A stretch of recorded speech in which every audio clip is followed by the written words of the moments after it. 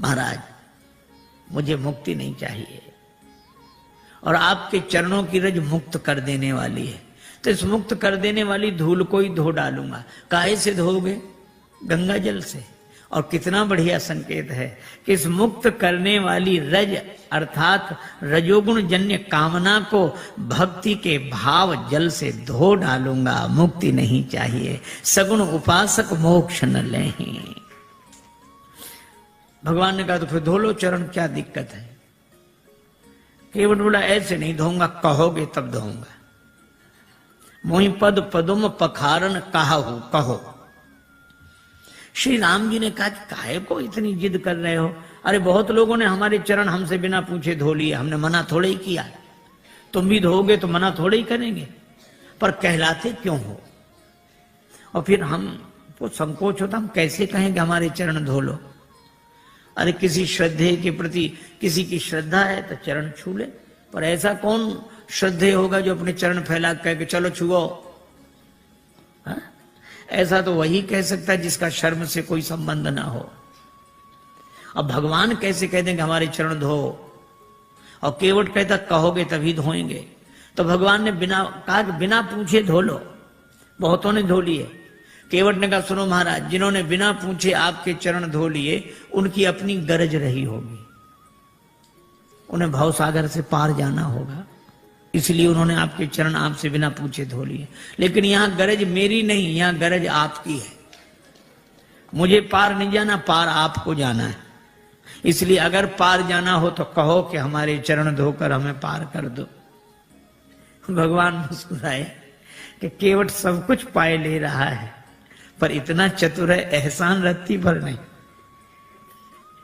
आपकी गरज है, कहना हो कहो। लक्ष्मण जी बोले अगर चरण धुला लें तो?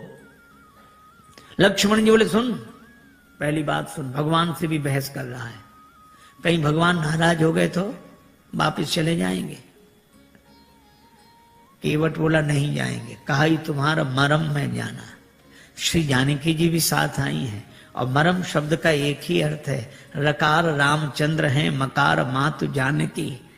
तो ये रकार रूपी राम जी मकार से घिरे हुए हैं, अर्थात श्री जानकी जी की कृपा के कारण आए हैं, और जानकी जी उपस्थित हैं तो श्री राम लौट नहीं सकते, वे तो कल्याण करके ही जाएंगे। अच्छा सो तो ठीक है। भगवान बोले अगर चरण धुला लें तो? केवट बोला चरण धुला लो तो कोई हम पर एहसान करोगे? औरों से उतराई लेता हूं, आपसे नहीं लूंगा। नहीं लोगे ना? पद कमल धोए चढ़ाई नाव, ननाथ उतराई चहो।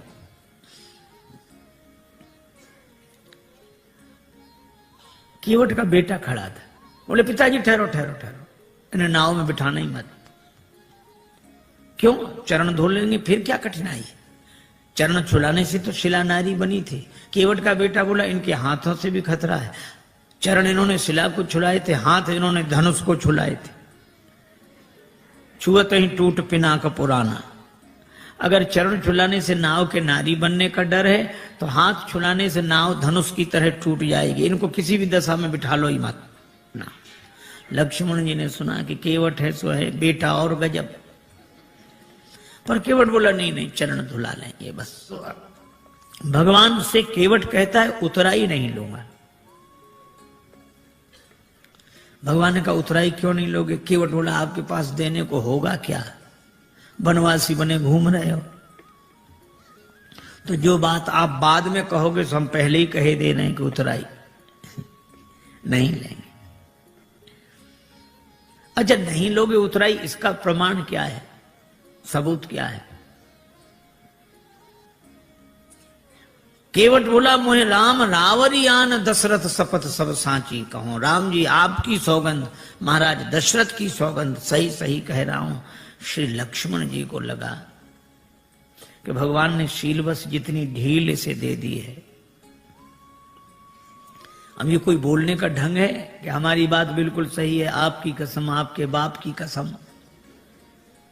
बोलने में तो ऐसे ही लग रहा है, पर केवट ऐसे बोल नहीं रहा था, बोल नहीं रहा था। बोल नहीं पा रहा था। वो कह रहा था मैं आपकी सौगंध ऐसे कर रहा हूं जैसे दशरथ शपथ, भीष्म प्रतिज्ञा, बलिदान, इसी तरह ये शब्द है दशरथ शपथ। दशरथ शपथ की तरह मैं आपकी सौगंध कर रहा हूं। लेकिन बेचारा बोल नहीं पाया। लक्ष्मण जी को लगा कि अच्छा, धनुष पर बाण चढ़ाया, तैयार हो जा मरने के लिए, पर केवट उसी तरह बोला बाण को देख, हाँ चलाओ चलाओ बाण, मार दो मार दो, मेरा परम सौभाग्य है, मारो तो बाण। लक्ष्मण जी को लगा ये मौत से भी नहीं डरता, तो इसको डराने का उपाय क्या है?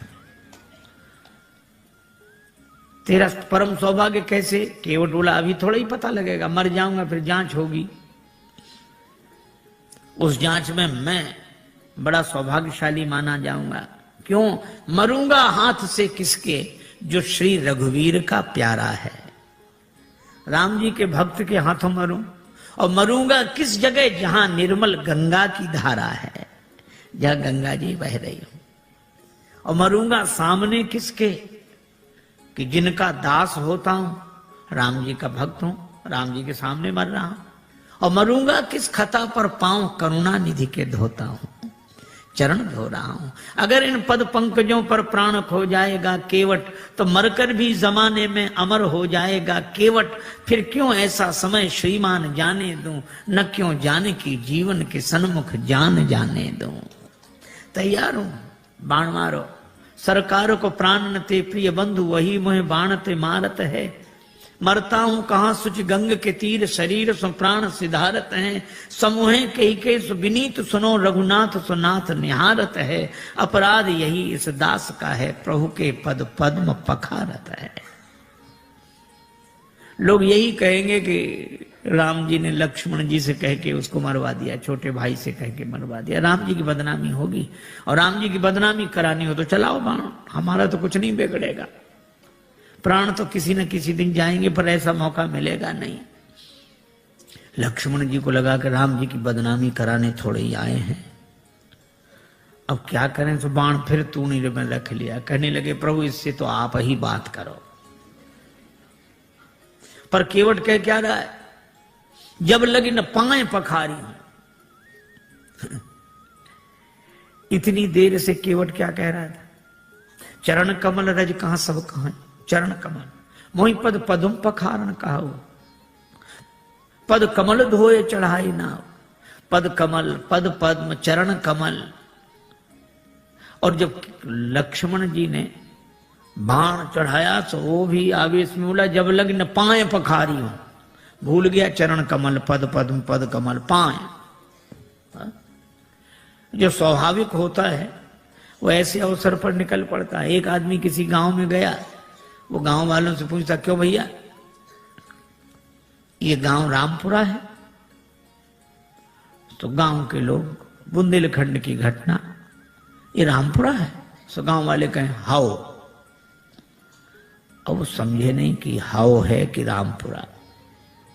फिर दूसरे से पूछा भैया रामपुरा हाओ, तीसरे से पूछा रामपुरा हाओ, अब सब कहें हाओ।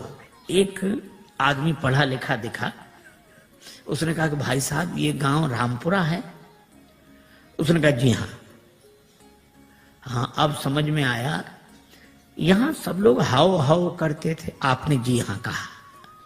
तो वो बोला कि जो बिना पढ़े लिखे लोग हैं वे हाओ हाओ करते हैं, और जो पढ़े लिखे हैं वे जी हाँ ऐसे बोलते हैं।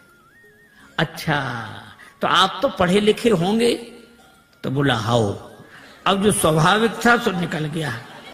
अब लक्ष्मण जी को भी बड़ा अटपटा लगे, श्री सीता जी को भी, पर राम जी मुस्कुरा रहे। सुन केवट के बैन प्रेम लपेटे अटपटे, बिहसे करुणा है। भगवान हंसते हैं। बात भले ही अटपटी हो पर प्रेम में लिपटी हो तो परमात्मा को प्रसन्न कर देती है।